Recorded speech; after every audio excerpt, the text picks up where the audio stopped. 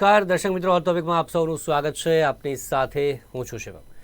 દર્શક મિત્રો, આજનો આપણો મુદ્દો છે ખાસ સિનિયર સિટીઝનને લઈને આપણે આજે ચર્ચા કરવાના છીએ. કારણ કે 21 ઓગસ્ટ કે જે આજનો દિવસ ખાસ મનાવવામાં આવે છે સિનિયર સિટીઝન ડે તરીકે તેને ઉજવવામાં આવે છે. પરંતુ એક અહેવાલ પણ આવ્યો છે જેને લઈને જે ચિંતાના વાદળો જે પણ દેખાઈ રહ્યા છે, ચિંતા ચોક્કસથી દેખાઈ રહી છે. કારણ કે સતત જે છેલ્લા 4 વર્ષની આપણે વાત કરીએ, ગુજરાતની ખાસ જે વાત કરીએ, તો વૃદ્ધો પર જે હુમલાઓ થઈ રહ્યા છે જે તેમાં પણ વધારો થયો છે. આ સિવાય જે ત્રાસ ગુજારવામાં આવી રહ્યો છે તેમાં આપણે વાત કરીએ તો તેમાં પણ વધારો થયો છે. એટલે કે આંકડો ખૂબ જ ચોંકાવનારો છે. 44% એ આંકડો છે કે જ્યાં સિનિયર સિટીઝનની સામે જે અપરાધ થાય છે ગુજરાતમાં, તેમાં 4 વર્ષમાં 44%નો વધારો થયો છે. અને આ દિવસ 21 ઓગસ્ટે ખાસ મનાવવામાં આવે છે કારણ કે જે વિશ્વમાં વડીલોને આદર સન્માન આપવું જોઈએ તે એક મેસેજ ખાસ કરીને પાસ થાય અને તેના માટે આ ખાસ દિવસ ઉજવવામાં આવે છે. પરંતુ અત્યારના સમયમાં આપણે વાત કરીએ તો વૃદ્ધો માટે ઘણા બધા જે ચિંતાજનક સવાલો પણ છે. કારણ કે તેમાં આપણે વાત કરીએ તો એક એકલવાયુ જીવન પણ તેમાં સામેલ છે. આ સિવાય જે બીમારી આપણે વાત કરીએ તો તેના કારણે પણ જે ક્યાંક ને ક્યાંક સિનિયર સિટીઝન્સને વધુ ને વધુ હેરાન થવાનો જે સામનો થતો હોય છે. પારિવારિક જે ખાસ કરીને જે માહોલ મળવો જોઈએ તે ન મળવાને કારણે પણ જે પ્રકારે ઉદાસીનતા રહેતી હોય છે.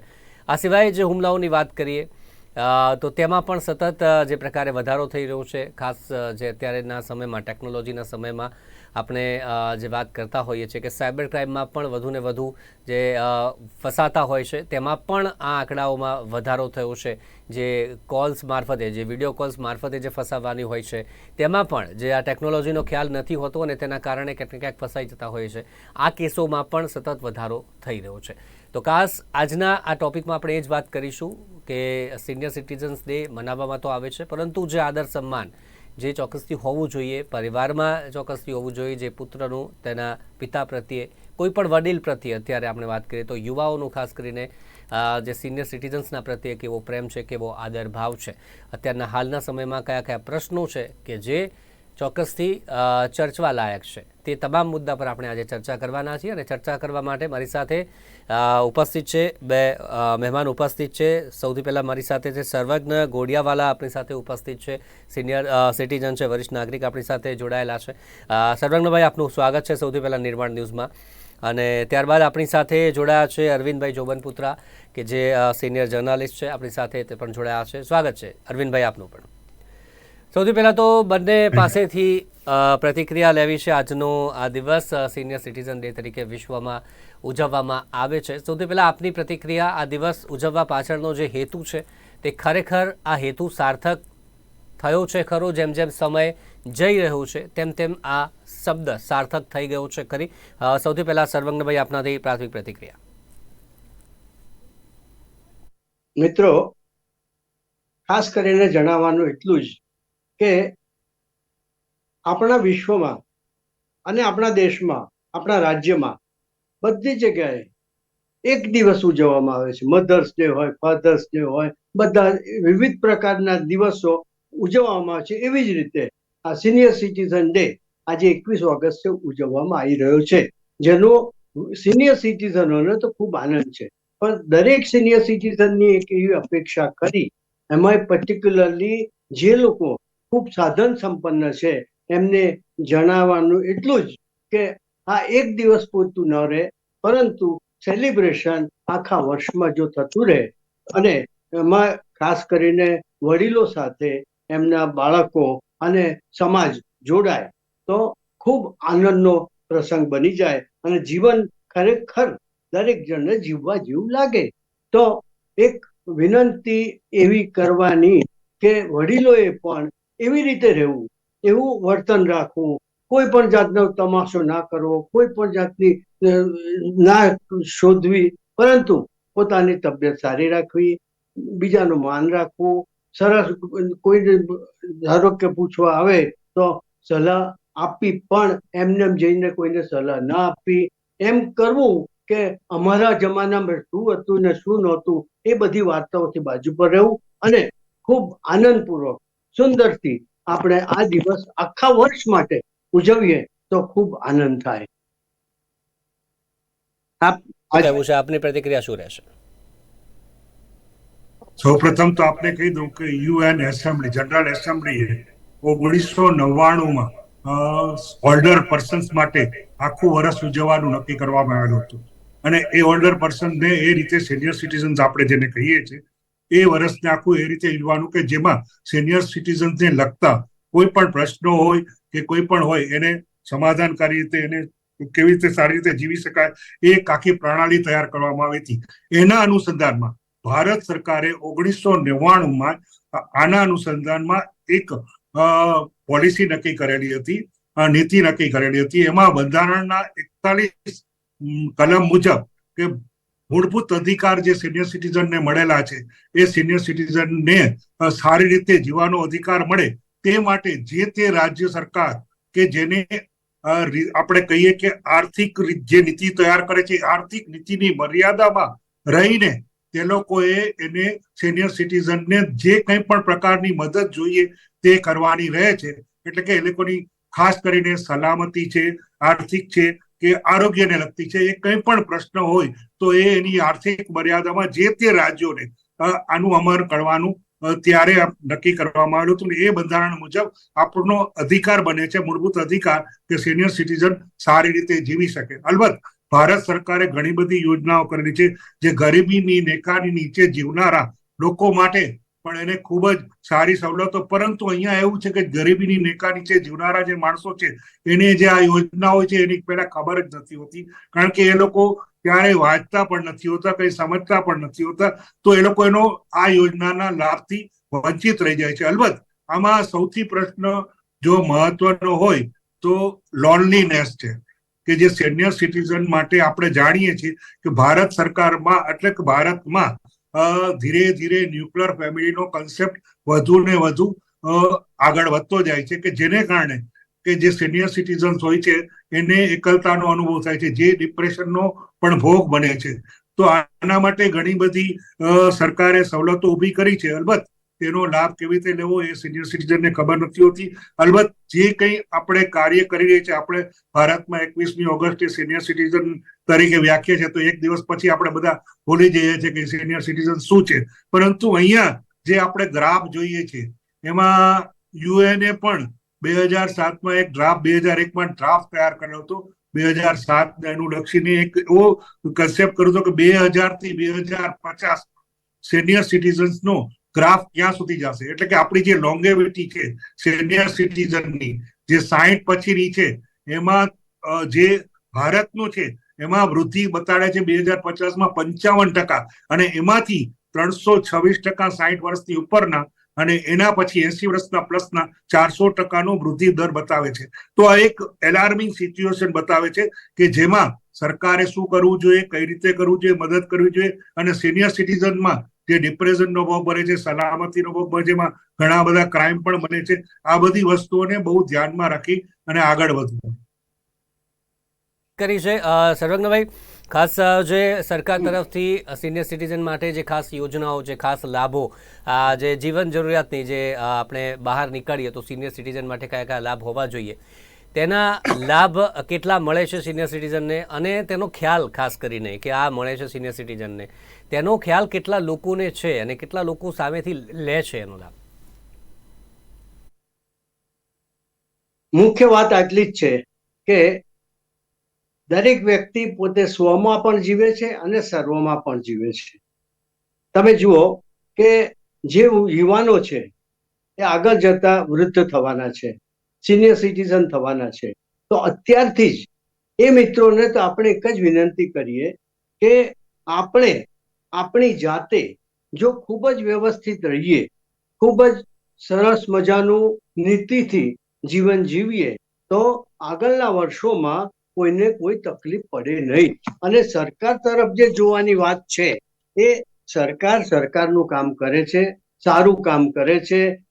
સિનિયર સિટીઝન માટે ખરેખર ઘણા બધા સારા પ્રયત્નો છે, પરંતુ દરેક સિનિયર સિટીઝન પોતાની જાતને જો સમજીને વ્યવસ્થિત રીતે રાખે અને પોતાની જાતે જ જો સ્વભૂમિકામાં આવે અને સુંદર રીતે પોતાનું જીવન જીવે તો નથી એમાં એમને કોઈ એવી એકાંતની જગ્યાઓ જોવું પડશે, નથી એમને કોઈ સમાજમાંથી, નથી પરિવારમાંથી એમને કોઈ તકલીફ પડવાની. કારણ કે વ્યક્તિ જો પોતે 100% પોતાની જાતે પોતાનું કામ, પોતાનો વિષય, પોતાના ફાઇનાન્શિયલ એક્ટિવિટીઝ વગેરે છેલ્લા શ્વાસ સુધી કરવા જો નિર્ભર બનશે અને પોતાની જાતે જો આ કામ લેતા રહેશે તો સ્વાભાવિક રીતે સરકાર તરફ જોવાનું, ભલે સરકાર કરે છે, સારું કરે છે, પરંતુ દરેક વડીલોને એક વિનંતી એટલી જ કે તમે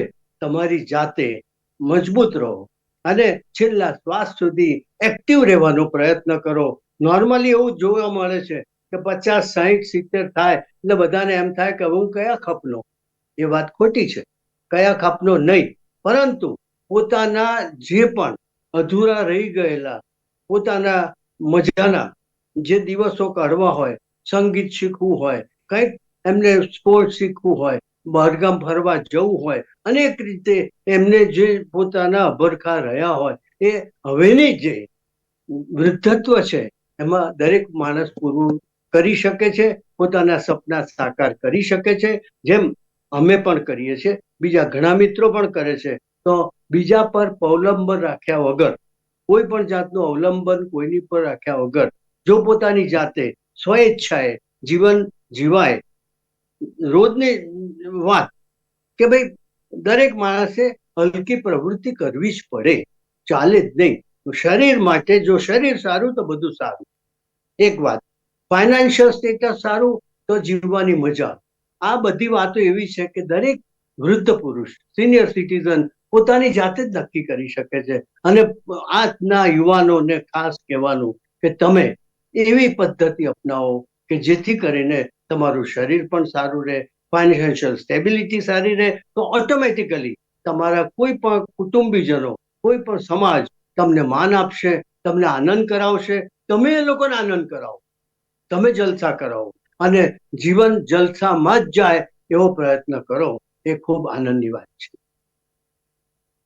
અત્યારે સર્વજ્ઞભાઈએ અરવિંદભાઈ, ખાસ આગળ આ બાબતમાં આપ શું ઉમેરવા માગશો? અને જે આગળ વાત કરીએ, જે ગુનાઓની વાત કરીએ, ખાસ અત્યારે ટેકનોલોજીનો સમય છે અને તમામ લોકો ફોન યુઝ કરતા પણ થયા છે. સિનિયર સિટીઝન્સ પાસે પણ અત્યારે ફોન હોય છે, પરંતુ અમુક બાબતો ન ખબર હોવાને કારણે આ જે ક્રાઇમ છે તેનો ભોગ બનતા હોય છે. આ બાબતને લઈને ખાસ શું કરવું જોઈએ? મારા સહયોગીએ સારી વાત કહી, પરંતુ એ વસ્તુ વાસ્તવિકતાથી ઘણી દૂર છે. કારણ કે આપણે જાણીએ છીએ કે ઘણા બધા સિનિયર સિટીઝન જે છે આર્થિક રીતે સંપન્ન નથી હોતા અને ન્યુક્લિયર ફેમિલીનો પણ ભોગ બને છે. તો અહીંયા પ્રશ્ન એ થાય છે કે એ વ્યક્તિને આરોગ્યને લગતી ઘણી બધી સમસ્યાઓ હોય છે, તો એના માટે કોઈ જોવા માટે આવી શકતું નથી કે કોઈ કાર્ય કરી શકતું નથી. તો આ મુશ્કેલીઓનો એને સામનો કરવો પડે છે. અહીંયા આનંદની વાત કરે છે તો પણ અહીંયા જે લોનલીનેસનો જે છે, જે ડિપ્રેશનનો ભોગ બને છે, અહીંયા પ્રશ્ન એ થાય છે કે એ વ્યક્તિ એ જે છે, કારણ કે આપણે અત્યારે જાણીએ છીએ કે વૃદ્ધાશ્રમો ઘણા બધા વધી રહ્યા છે. એનું પણ એક કારણ આ છે કે કારણ કે અત્યારનું જે જનરેશન છે એ જ્યારે એમના મા બાપ ઘરડા થાય કે ગમે હોય, ભલે આર્થિક રીતે સંપન્ન હોય, પરંતુ એ લોકો એની જવાબદારી ઉઠાવવામાં પૂરી રીતે સક્ષમ નથી હોતા. કોઈ પણ કારણસર, એ બિઝનેસની વ્યસ્તતાને કારણે કે નોકરીના ટેન્શનને કારણે કે જેના માટે એનું જે યોગ્ય ધ્યાન આપવું જોઈએ આપી શકે એવી પરિસ્થિતિમાં નથી હોતા. ત્યારે એક એનો વિકલ્પ એવો હોય છે કે આજે વૃદ્ધાશ્રમ, હું ઘણા બધા વૃદ્ધાશ્રમ સાથે જોડાયેલો છું. મને ઘણી બધી વૃદ્ધાશ્રમના વૃદ્ધો સાથે મેં વાતચીત પણ કરેલી છે. ઘણા બધા આર્થિક રીતે સંપન્ન હોવા છતાં પણ એ લોકો આર્થિક રીતે પૈસા પણ મળે છે, પરંતુ એ લોકો લોનલીનેસનો ભોગ બનવાથી એ લોકો એ વૃદ્ધાશ્રમમાં રહેવાનો નિર્ણય લે છે કે જ્યાં બધા મળીને, કેટલી બધી એનજીઓ છે, રાજકોટમાં પણ ઘણી બધી એનજીઓ છે કે જે આ વૃદ્ધોને પાળી રહે છે, એની હેલ્થ કેર પણ રાખે છે, શારીરિક સંભાળ પણ રાખે છે. એ ઉપરાંત એ લોકોના પ્રવાસ પણ યોજે છે અને એ લોકોનું જિંદગી શુભય રીતે જીવે એ જાતનો એ લોકો પ્રયત્ન કરી રહ્યા છે અને એ લોકોની પાછલી જિંદગી સારી રીતે જીવાય એ માટેના લોકો કાર્ય કરી રહ્યા છે. એ ઉપરાંત બીજી પણ ઘણી બધી એનજીઓ છે કે જે સિનિયર સિટીઝન માટે પર્ટિક્યુલરલી એવા બધા પ્રોગ્રામ એન્ટરટેનમેન્ટના કરે છે કે જેથી સિનિયર સિટીઝન્સ આવી અને અહીંયા કરે, પણ જે આર્થિક રીતે ખૂબ જ નબળા છે, કોઈ જાતની અલબત્ત ગવર્મેન્ટની ઘણી બધી યોજના, પરંતુ એનાથી વંચિત રહી જાય છે અને અભાવને કારણે એ ઘણીવાર અનંત યાત્રાએ પણ ઉપડી જાય છે. ઘણા બધા સારવારના ભાવે પણ આ બધા કારણો બને છે. એ ઉપરાંત એક સલામતીનો પ્રશ્ન પણ અહીંયા નડે છે, કારણ કે જયારે મા બાપ ખૂબ રીતે આર્થિક રીતે સંપન્ન હોય છે, એના આગળ બંગલો, ગાડી બધું હોય છે, અને એ લોકો એકલા જીવન કાઢતો હોય, કારણ કે એ લોકોના જે છોકરા છોકરી હોય છે એ ફોરેન સ્થિર થઈ ગયા હોય છે, એટલે કે એ લોકો માંથી ટેલિફોનિકલી જ કન્વર્સેશન, અહીંયા એ લોકો કેરટેકર સાથે અથવા તો કે જે ડોમેસ્ટિક માણસો છે એના હવાલે એ લોકોના મા બાપને સોંપી જતા હોય છે, જે આર્થિક રીતે સંપન્ન છે, પણ એ લોકોને એકલવાયુ જીવન બહુ નડે છે. અલબત્ત ઘણા બધા પ્રોગ્રામો એ લોકો જોતા હોય, કરતા હોય, પણ જ્યારે ખરેખરના સમયમાં જ્યારે હૂંફ અને લાગણીની જરૂર હોય છે, ત્યારે આપ્તજન આપણી બાજુમાં ન હોય, ત્યારે જે વ્યથા હોય છે એ વ્યથાને તમે શબ્દોમાં વર્ણી શકતા નથી. કારણ કે હું 2-3 એવી વ્યક્તિઓ સાથે અત્યારે પણ સંપર્કમાં છું કે જેની જિંદગી માટે એ લોકોને સપોર્ટ જોઈએ છે, એ સપોર્ટ પૂરેપૂરો મળતો નથી. આ બધી સમસ્યાઓ છે, એમાં ગવર્મેન્ટ કંઈ કરી શકે એમ નથી, કારણ કે એ વ્યક્તિગત પ્રશ્ન આવે છે, સામાજિક રીતે, આર્થિક રીતે, અને જે સમાજને જે કરવાનું છે ચોક્કસપણે સમાજ પોતાના પ્રયત્નો દ્વારા અને એનજીઓ દ્વારા પ્રયત્નો કરી રહ્યા છે. પરંતુ જે એલાર્મિંગ આંકડો છે કે જે લોંગેવિટી આપણી લાઈફની વધી ગઈ છે, અને એમાં જે આરોગ્યના પ્રશ્નો નડે છે, માણસનું આયુષ્ય તો વધ્યું છે, પણ સ્વસ્થ અને સારી રીતે જીવે એ માટેનું કોઈ પણ આયોજન કરી શકે એવી નથી. એવી પરિસ્થિતિ અત્યારનો જે કન્સેપ્ટ છે એમાં તો એને પોતાએ જ મજબૂત બનવું પડે, પોતાના વિલ પાવર પર જીવવું પડે, અને ઘણી બધી સંકળામણો વચ્ચે પણ એને જિંદગી જીવવી પડે. ઘણીવાર અભાવોથી પણ વિપરીત જીવન કરે, કારણ કે એનું જ્યાં સુધી મોત નિશ્ચિત નથી ત્યારે બેડ રિડન પેશન્ટ તરીકે પણ એને રહેવું પડે. જે વાતો છે, કારણ કે આપણે વાત કરીએ તો જે પ્રકારે વૃદ્ધાશ્રમની આપણે વાત કરી, તો તેમાં આપણે જઈને મળીએ ત્યારે ખબર પડે કે કેટલી જે કહાની જોડાયેલી છે, કેટલા ઘરની અલગ અલગ કહાની જોડાયેલી છે. ક્યાંક તેમને હૂંફની કમી છે, ક્યાંક લાગણીઓની કમી છે, ક્યાંક એમને પ્રેમ જે મળવો જોઈએ તેની કમી છે. પરંતુ બીજી તરફ એવું પણ જોવા મળે છે કે બધી રીતે સુખ સંપન્ન છે, પોતાનું ઘર પણ હોય છે, પરંતુ એક એકલવાયું જીવન થઈ ગયું છે. તેના કારણે પોતાની ઉંમરના અન્ય લોકો સાથે રહીને ક્યાંક ખુશમિજાજ જિંદગી જીવી શકે તેના માટે પણ રહેતા હોય છે, જે પ્રકારે અરવિંદભાઈએ વાત કરી છે. સર્વજ્ઞભાઈ, જે પ્રકારે મેં વાત કરી, અરવિંદભાઈએ તો આપની વાત આગળ વધારી. હવે જે સિક્યોરિટીની ખાસ વાત કરીએ, અત્યારના જે યુવાઓ છે તે જ્યારે વૃદ્ધ થશે તે તો એમને તો ખ્યાલ હશે જે ટેકનોલોજી અત્યારે કયા પ્રકારે આગળ વધી રહી છે, જે ફ્રોડની વાત છે, પરંતુ અત્યારે હાલ જે લોકો છે જે ફોનનો યુઝ કરે છે, પરંતુ તેમના સાથે જે પ્રકારે ફ્રોડના કિસ્સાઓ વધી ગયા છે, જે ત્રાસની આપણે વાત કરીએ, જે લૂંટની વાત કરીએ, જે ગુનાઓમાં સતત વધારો થઈ રહ્યો છે, 4 વર્ષમાં 44% જે વધારો થયો છે માત્ર ગુજરાતમાં, આ એક ચિંતાજનક આંકડો કહી શકાય છે. આમાં એક વસ્તુ બહુ અગત્યની છે. માનવ પાસે એટલી બધી વાતો છે, વાતો એટલે એટલા બધા ગુણ છે, એટલા બધા અવગુણ છે. એમાંનો એક ગુણ લોભનો છે. બધાને શોર્ટકટમાં પૈસા કમાઈ લેવાની જે વૃત્તિ છે એને હિસાબે આ ફ્રોડ વધ્યા છે. ફ્રોડ વધવાનું કારણ એક જ કે કોઈ પણ વ્યક્તિને એમ થાય કે હું ગમે તેમ કરીને શેર માર્કેટમાં કે મને બીજો કોઈ ફોન આવે છે અને એમ કહે છે કે હું તમને આ 2 વર્ષમાં આટલા પૈસા, તમે 1 લાખ આપવાનો, 10 લાખ કરી આપીશ. એ બધી વાતો જે આવે છે એમાં હકીકતમાં વૃદ્ધો પણ સપડાય છે. અને લોભ વૃત્તિ જો ઓછી કરવામાં આવે તો કોઈ પણ સંજોગોમાં આ ફ્રોડ ઓછા થઈ શકે એવું મારું સખત માનવું છે. બીજી વાત કે આપણે જીવન જીવવું છે, આપણે કોની પર આધાર રાખવો, પરંતુ એકાંત શું છે અને એકલતા શું છે એ બેનો તફાવત દરેક સિનિયર સિટીઝને સમજવો પડે.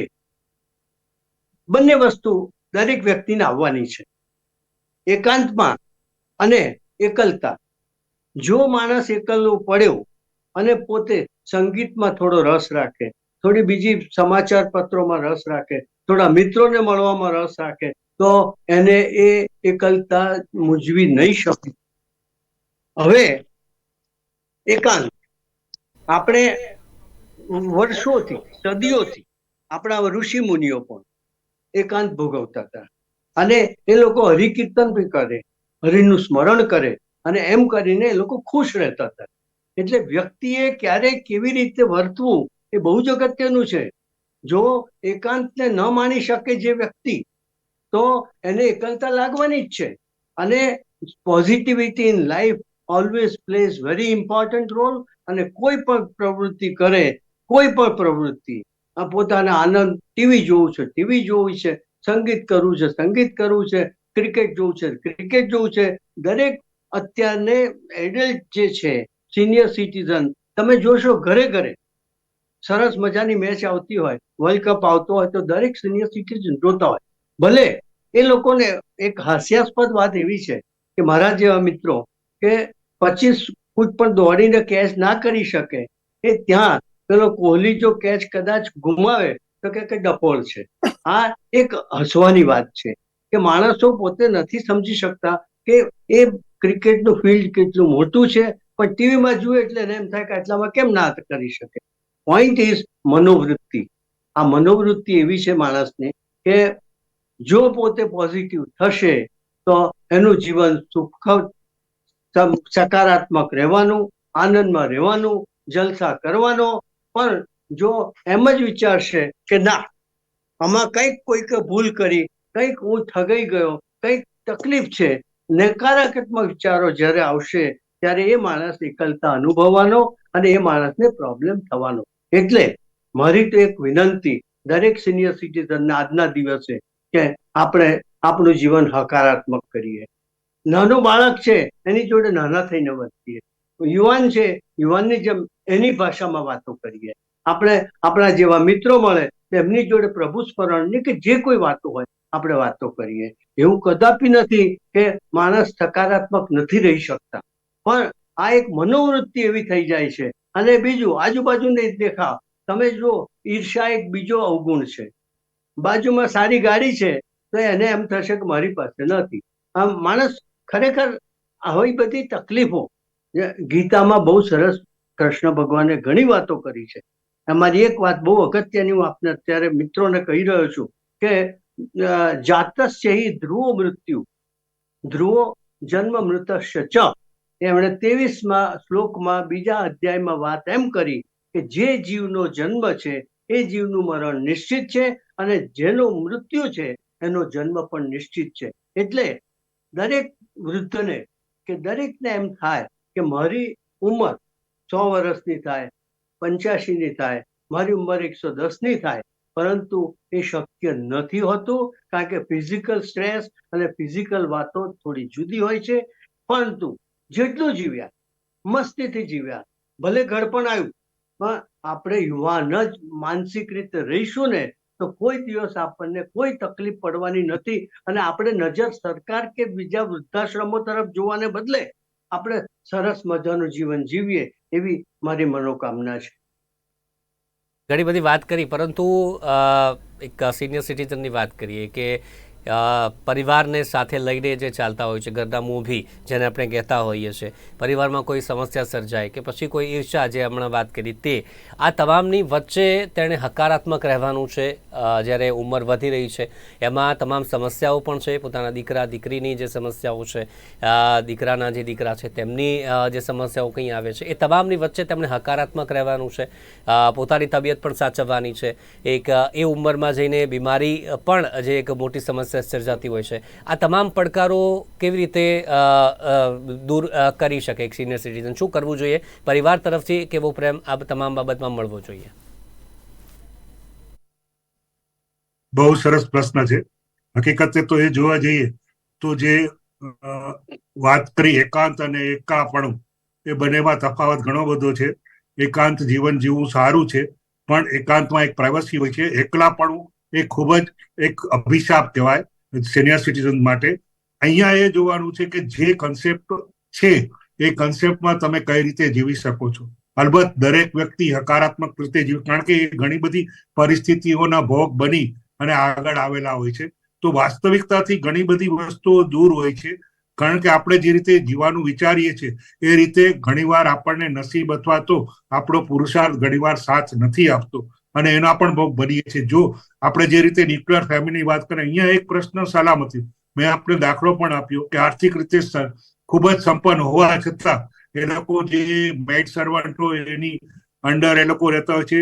સાયબર ક્રાઇમના પણ ઘણા બધા હુમલાઓ બને છે, એ પણ આપણે જાણ્યું. એ ઉપરાંત જે અહીંયા મેડ સર્વન્ટ હોય છે કે જે આ લોકોને ખબર પડે છે કે ભાઈ આ પતિ પત્ની એકલા રહે છે, સિનિયર સિટીઝન છે, અને એ લોકોનો વિશ્વાસ સંપાદન કરી અને એ લોકો એના લૂંટનો પણ ભોગ ઘણા બધા કિસ્સાઓ આપણે સાંભળ્યા છે, જોયા છે અને બને છે.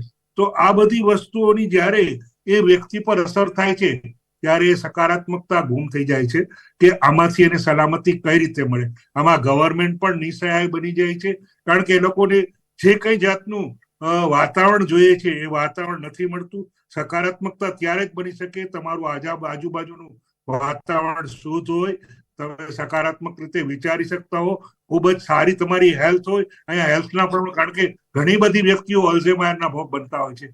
કઈ વસ્તુ ક્યાં મૂકી હોય છે એ પણ એને ખબર નથી હોતી. ઘણા વ્યક્તિ ઘણી બધી બીમારીઓથી હોય છે, ઘણાને કંપા હોય છે કે જેને આપણે કહીએ છીએ કે પાર્કિન્સન્સ, એના પણ ભોગ બને છે, કારણ કે રકાબી પણ ઉપાડી શકતા નથી હોતા. ત્યારે એ વિચારી કેવી રીતે શકે એ પણ એ પ્રશ્ન રહે છે.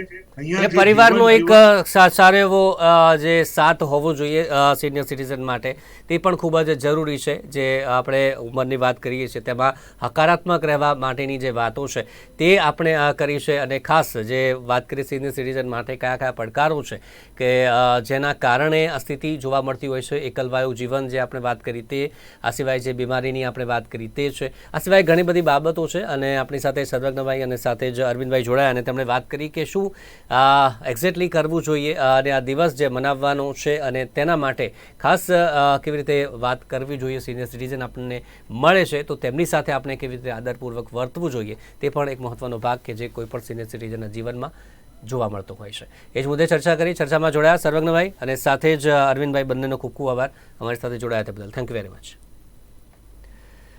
તો દર્શક મિત્રો, હાલ હોટ ટોપિકમાં બસ આટલું જ. ફરી મળીશું નવા મુદ્દા સાથે. ત્યાં સુધી રજા આપશો. જોતા રહો નિર્માણ ન્યૂઝ. નમસ્કાર.